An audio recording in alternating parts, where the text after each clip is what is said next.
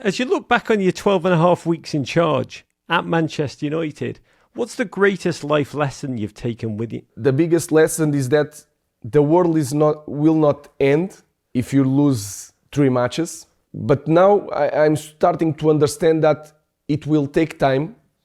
We will be okay. We will have to suffer, and I'm ready to cope with that. My guest today is a young Portuguese manager who announced his tactical audacity to the football world by leading Sporting to 2 Premier League titles, its first in 19 long years. 88 days ago, he arrived mid-season at Manchester United in its hour of need, where he's defined himself as a straight-talking, bold decision-maker and begun one of English football's most complicated choose-your-own-adventure stories. It's an honour to join him on his 40th birthday and say Feliz Aniversario to Mr. Ruben Amorim. Thank you very much. It's a pleasure to be here and talking to you. Different day, different birthday, but if I have to choose, I don't want to be in any other place than here in this moment. Parabéns. As we will discuss, you are 40 today, and I do hope, speaking to me as the low point of your day, how are you celebrating? Who are you celebrating with? With my family. Tonight I woke up and I spent some minutes with my kids. They asked me for a gift, and I had to explain that it's not how it works. It's your father that is my birthday, not yours. But was the best thing to start with my kids. And then I realized in the morning also that I'm a coach of Manchester United, and so I'm really proud. I have a lot of luck in life, so I'm enjoying the moment. Yeah, God, your children, my children, all children around the world are the same, but you are so bloody young. You've already spent 7 years as a manager.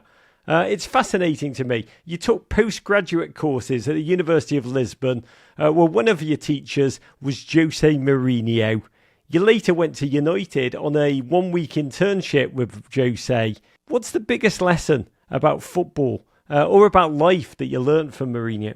So it was not, for me, the best lessons was not on the pitch, seeing training, was outside the pitch.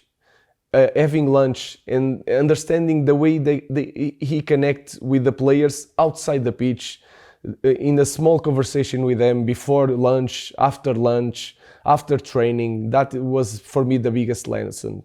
So you can reach and you can touch the players, not just on the pitch, but also outside the pitch. And for me, that was really important to see in that moment, because in that moment I was starting my career as a coach. I'm interested in how you see coaching, and I actually have asked Jose Mourinho both of these questions, because being a Premier League manager is so bloody difficult. You've got to play so many roles: tactician, man manager, sports psychologist, nutritionist, data analyst, crisis communicator.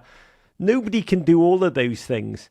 So in your opinion, in your own words, Ruben, what do you believe the key responsibility of a manager is? What's the most important thing that you do? First of all, you have to be good on choosing people to work with you. People that you can connect, and people that you know that understands their job really, really well.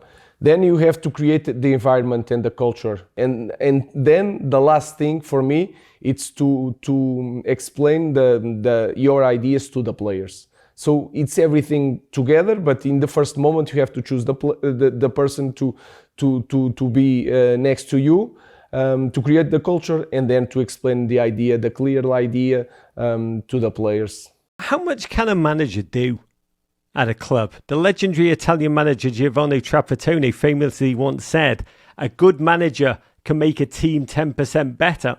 A bad manager can make it 30% worse." Do you agree? Yeah. In part, yes. Nowadays, your job as a coach is so much different than in the time of Giuseppe Trapattoni. He was Benfica coach, so I remember really well. But yeah, you can help your players to reach a different level. But if you do explain in a simple way your idea, if you don't have high standards, you can ruin a very good team of a very good player. So I can agree with that. I mean, I guess I'm trying to understand, is football a coach's game like the NFL, or is it a player's game? You know, do you see it as your job to get the best out of the players? Or is it up to the players to bring your vision to life? Where's the balance, Ruben, between these two things? I think it's both, but football will always be a player's game. I think that will not change. Like you said, we can help them to think in the same way. If they have the same idea, they will be like, the connection will be there. If they will think different things during the game, they will not have connection and the game will not be good. So I think also in NFL, and I follow NFL, and I watched the finals yesterday, and you can see it also, the players make the difference. You have the coordinators, the head coaches, but in the end, the Mahomes, the Jadens can make the difference, and you can see that all the collective games, you as a coach, you can, if you have a strong idea, your team will performance well. But even when you have a very good performance, if the other team has top players, that can win the game for them. Saquon Barkley to Everton, make it happen. But you've grappled with so many complex challenges. Your press conferences are must-watch, win or lose. The way you talk about how you feel, how your team are progressing, which players will stay or go, whether you want to put your 63-year-old goalkeeper coach on the bench. When do you think of your post-match comments? Do you plan them in advance, or are they improvised on the spot? I always think about what I want to say. It's not just something that I'm going there and then in the moment I will find out. So I also have a lot of help in the club. So I don't follow social media, because if you follow social media and you have all the information at every day, you cannot manage that. You cannot focus on your job, and you will get angry, and that will be really hard for you to talk about the game and to transmit the game to the players. But like I said, I think before I'm going to the press conference, but I'm also an emotional guy. And sometimes I have the feeling of something that I need to change in that moment, and I need to send a different message. And I understand what is the journalist want something, and I want to take this conversation for the other side. So it's like a game. You have your game on the pitch, and then when you finish the game and before the game, you are also playing the game. In your press conference, you joked after a couple of months on this job, it actually felt like you were celebrating your 50th birthday today, which is a reminder that being a Premier League manager is such an unbelievably manically stressful job. Pep Guardiola's talked about how it affects him, his sleep, his appetite, his skin. How do you handle the pressure and the challenges of this Premier League life? I guess I'm asking, do you sleep well, Ruben? Or is your brain always going on and you just have footballing dreams? When you don't win, it's so much harder to sleep. And when you feel that your team is not improving, it's really hard to sleep. But I had this feeling when I was in Portugal, even in third division. So I really feel that is not something from, this press is not something from outside, it's from inside. I don't like to lose. I don't like to fail.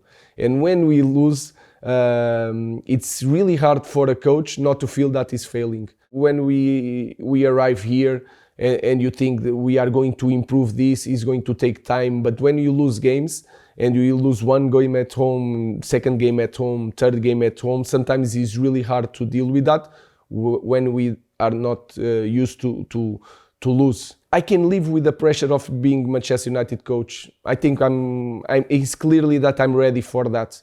But the pressure that I have inside of not failing, I want to be one of the best there is, that pressure is really hard to cope when we are losing, and especially when we are not performing as we should be. As you look back on your 12 and a half weeks in charge at Manchester United, what's the greatest life lesson you've taken with you? I think the biggest lesson is that the world will not end if you lose 3 matches.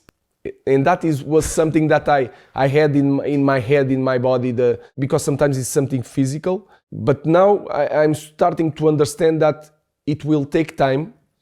We will be okay. We will have to suffer, and I'm ready to cope with that, with all that demands and all that frustration. So I'm learning a lot in this job, in in this moment. And the biggest lesson is that it's not clear for everybody, but with this really difficult moment, I'm more certain now that I'm the right guy for this job. How much time will it take? And what is success for you this season? It's really hard. I think the only thing I'm not saying for this season, because it's not possible. But the only success in this club should be winning the Premier League. It's not Champions League. It's not nothing. It's winning the Premier League. And in this moment, we cannot think about that in this season. So we need to focus on the next game. That is the only thing. I'm not running away from the pressure, and I'm not trying to hide behind something. I know that I'm going to be judged in the end of the season for the place that we will have in the table.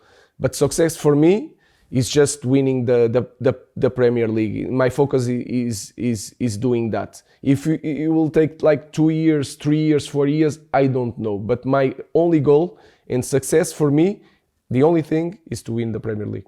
I know you're a big Peaky Blinders fan, so I do wish you Tommy Shelby levels of success, Ruben.